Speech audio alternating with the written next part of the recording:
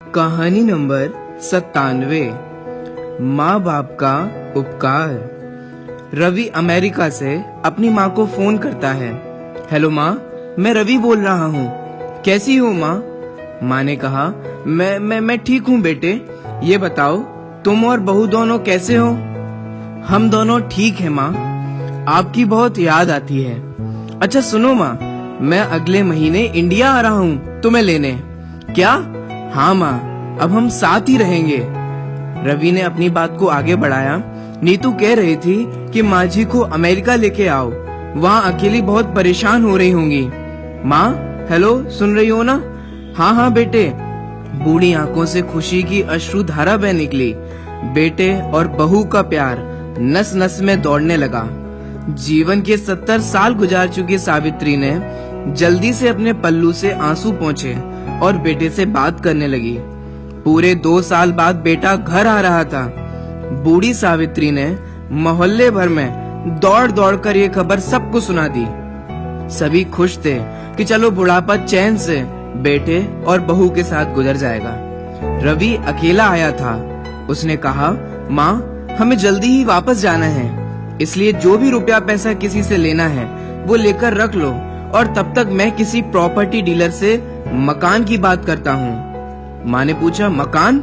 हाँ माँ, अब ये मकान बेचना पड़ेगा, वरना कौन इसकी देखभाल करेगा? हम सब तो अब अमेरिका में ही रहेंगे। बूढ़ी आंखों ने मकान के कोने कोने को ऐसे निहारा जैसे किसी अबोध बच्चे को सहला रही हो। आनन फानन और औने पौने दाम में रवि ने मकान बेच दिया। सावित्री देवी ने वो जरूरी सामान समेटा जिससे उनको बहुत ज्यादा लगाव था। रवि ऑटो मंगवा चुका था। एयरपोर्ट पहुंचकर रवि ने कहा, माँ तुम यहाँ बैठो, मैं अंदर जाकर सामान की जांच और बोर्डिंग और वीजा का काम निपटा लेता हूँ। सावित्री देवी ठीक है बेटे कहकर वहीं पास की बेंच पर बैठ गईं। काफी समय बीत चुका था। बाहर बैठी सावित्री देवी बार बार उस दरवाजे की तरफ देख रही थी जिसमें रवि गया था, लेकिन अभी तक बाहर नहीं आया था। शायद अंदर बहुत भीड़ होगी सोचकर बूढ़ी आंखें फिर से गेट की तरफ देखने लगी। अंधेरा हो चुका था। एयरपोर्ट के बाहर आवागमन कम हो चुका था। एक कर्मचारी ने वृद्धा से पूछा, माँ जी किसी से मिलना है क्या? सावित्री देवी ने घबराकर कहा, मेरा बेटा अंदर गया था टिकट लेने, वो मुझे अमेरिका लेकर जा रहा है। कर्मचारी ने सवाल किया, लेकिन अंदर तो कोई पैसेंजर नहीं है। अमेरिका जाने वाली फ्लाइट तो दोपहर में ही चली गई। क्या नाम था आपके बेटे का? रवि। सावित्री देवी के चेहरे पे चिंता की लकीरें उभर आईं। कर्मचारी अंदर गया और कुछ देर बाद बाहर आकर बोला, माँ जी आपका बेटा रवि तो अमेरिका जाने वाली फ्लाइट से कब का जा चुका है। क्या? वृद्धा की आंखों से आंसुओं का सैलाब फूट पड़ा। बूढ़ी माँ का रोम रोम कांप उठा। किसी तरह वापस घर पहुंची जो अब बिक चुका था। रात में घर के बाहर चबूतरे पर ही सो गई। सुबह हुई तो दयालु मकान मालिक ने एक कमरा रहने को दे दिया। पति की पेंशन से घर का किराया और खाने का काम चलने लगा। समय गुजरने लगा। एक दिन मकान मालिक ने वृद्धा से पूछा, माँ जी क्यों नहीं आप अपने किसी रिश्तेदार के यहाँ चली जाएं? अब आपकी उम्र भी बहुत हो गई है, अकेली कब तक रह पाएंगी?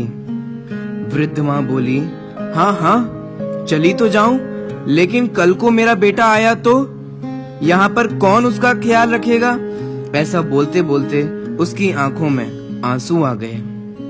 दोस्तों, बचपन में जिस माँ बाप ने हमें पाला, उनके बुढ़ापे में यदि तुमने उनको नहीं संभाला तो तुम्हारे भाग्य में ऐसी ज्वाला भड़केगी जो तुम्हें कहीं का नहीं छोड़ेगी।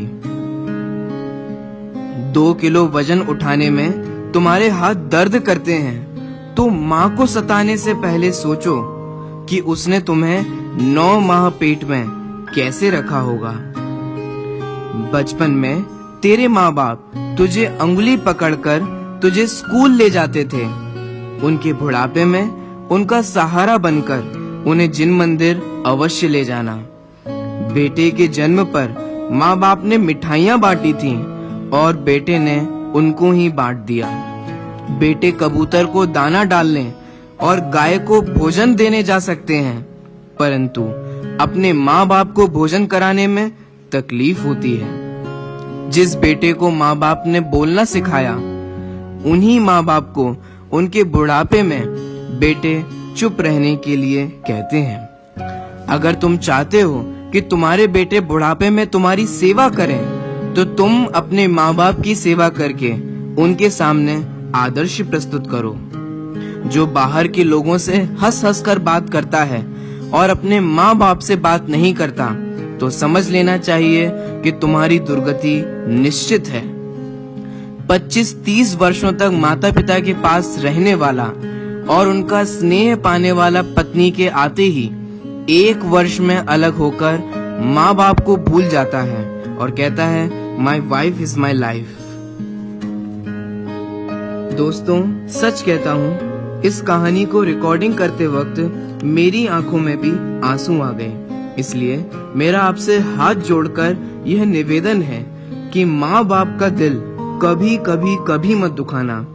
ये वीडियो को आप अपने दोस्तों के साथ, परिवारजनों के साथ, अन्य रिश्तेदारों के साथ जरूर शेयर करें।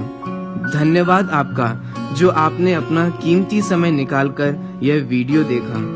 आखिर माँ तो माँ ही होती है।